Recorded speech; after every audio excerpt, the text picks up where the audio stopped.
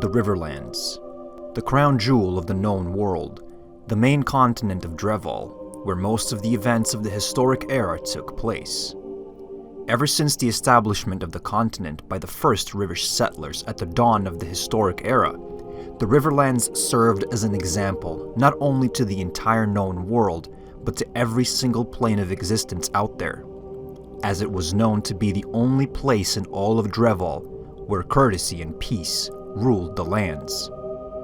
There was never a need for rules or regulations of any kind, as everyone in the Riverlands lived in harmony with each other. And while there are many accounts of wars and altercations across the known world, conflict simply did not exist in the Riverlands. But that all changed on one fateful night.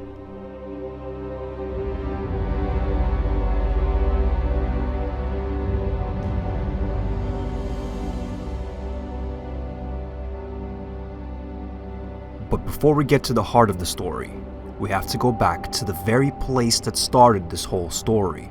The place that brought up a sequence of events that would lead to the first ever physical conflict in the Riverlands in all of recorded history. And that place is the Maze of Doom.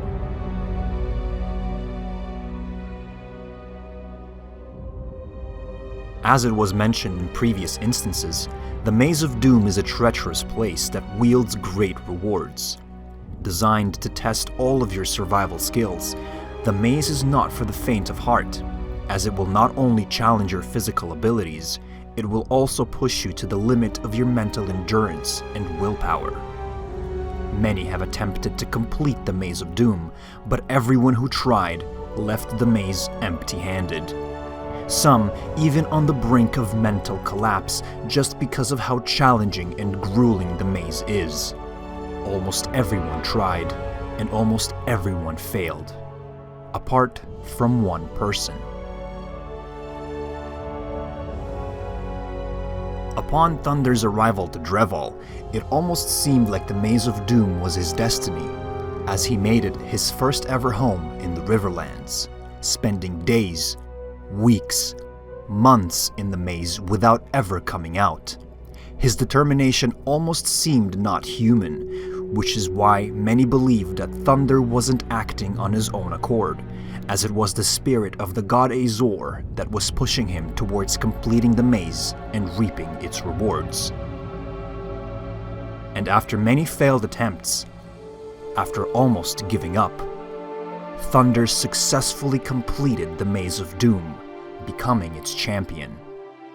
And as it was promised, the maze's rewards did not disappoint. Alongside multiple stacks of the rarest gemstones found in Dunwall and the highly sought-after elytra wings, the rewards chest contained a very unique and special item, the only one of its kind, the Legendary Diamonite Armor.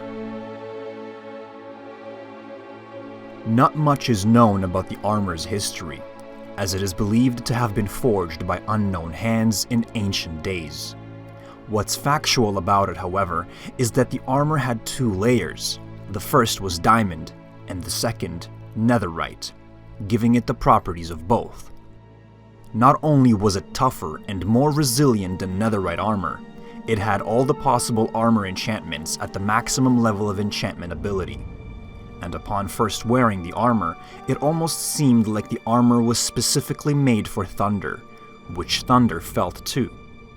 And as he walked through the fields and the woods completely unbothered by the terrors of the night, he started to acknowledge the armor's power.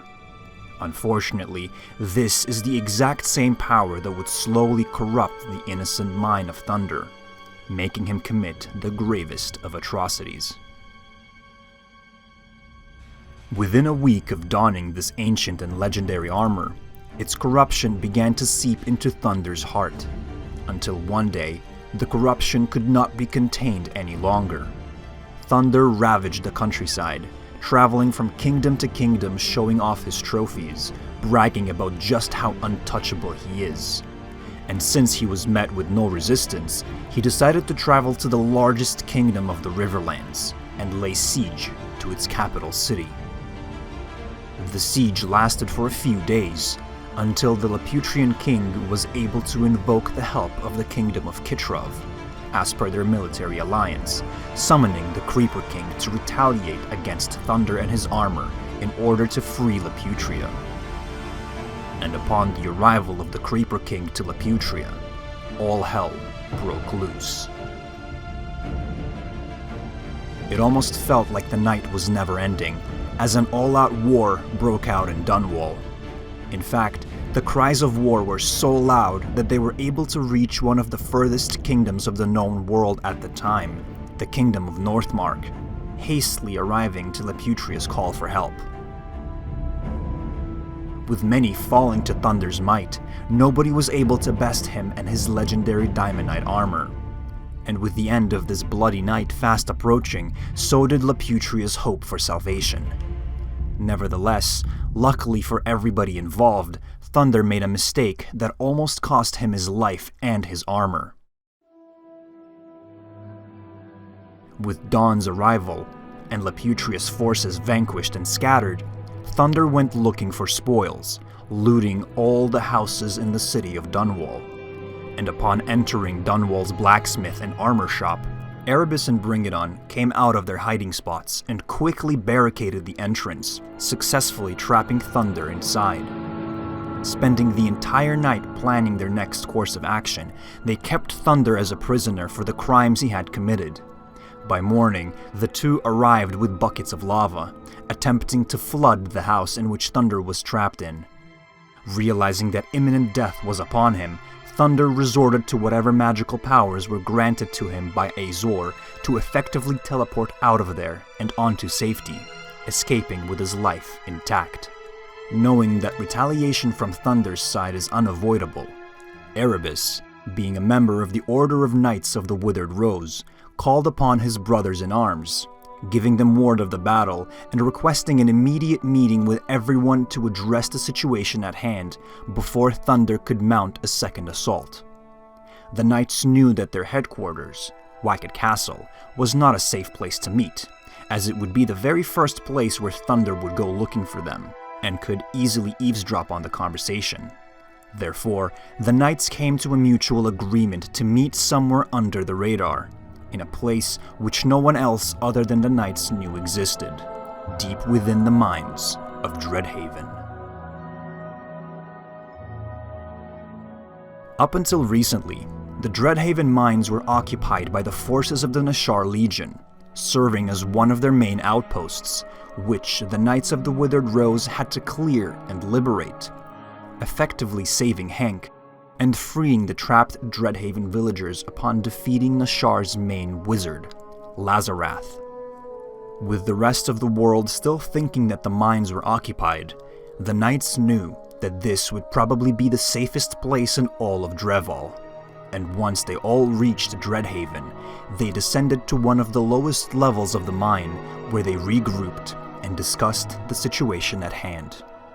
And with the help of their hired mercenary from Northmark, the knights came to a decision. Everyone would disperse, collect all of their best weapons and gear, and meet with Thunder at the Table of Kings in Ivy Hills. Thunder knew that the knights were planning something, and in fear of the worst, he enlisted the help of Fluffy Sapphire, the Queen of Etheria, to come to the meeting as an impartial observer to make sure that he was treated fairly. The knights, however, had other plans. In fact, staying true to their order, they chose to approach Thunder with reason instead of violence, offering him a treaty, the Treaty of the Diamonite Armor. The knights acknowledged what Thunder had to go through in order to get this armor, and stripping him of his hard-earned reward would simply be unfair. However, the knights also acknowledged just how powerful the armor is, and what it is capable of doing with whoever wears it. Therefore, the knights allowed Thunder to keep his armor, but under some very strict conditions. He would never be allowed to initiate any sort of conflict. He will never act in an aggressive manner towards members of the Knights of the Withered Rose or anyone else in that matter. And he is never to set foot in Laputria, or anywhere near Wacket Castle, as well as never to touch any chests that do not belong to him without permission. Breaking any of these conditions would result in the Knights of the Withered Rose being forced to strip Thunder of his armor and execute him. And after unsuccessfully trying to defend himself and his actions, Thunder begrudgingly agreed, signed the treaty, and the conflict was over. This culminates the chain of events known to history as the Diamonite Schism. However, the story of the Diamonite Armor does not end there. You see, Thunder did abide by the treaty, leaving his pillaging ways behind and using the armor solely as protection from hostile mobs, as it pretty much rendered him invincible. Or so he thought. Since he could no longer pillage and raid other people in Drevall, he took his ventures underground in search of natural riches, wandering through the deepest of caves. And after a few wrong turns, Thunder found himself surrounded by an overwhelming number of cave dwellers. And while his armor protected him as much as it could, Thunder could not withstand the creeper that snuck up behind him while he was fighting other mobs. Rumors have it that the creeper was allegedly sent by the Creeper King himself, in retaliation to the chaos that Thunder caused in Laputria. However, one can't know for certain.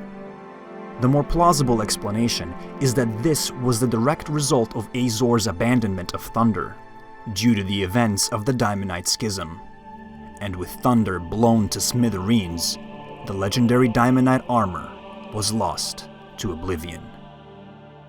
Legends claim, however, that relics such as the legendary Diamonite Armor cannot be lost forever, as they always end up surfacing somewhere, sometime. Who knows, perhaps a rogue zombie picked up the armor after Thunder's death, and is now roaming free within the deepest reaches of the world. Or maybe the armor somehow made its way back to the place where it originally came from, materializing within the Maze of Doom, awaiting its next champion. Whoever is lucky enough to come in possession of the Diamonite Armor again, if ever, you can be certain that the Knights of the Withered Rose won't be far behind, as the Treaty of the Diamonite Armor is universal. But who exactly are the Knights of the Withered Rose, and how they came to be this highly revered order that wields such great power over the people of Drevall? That is a story for another day.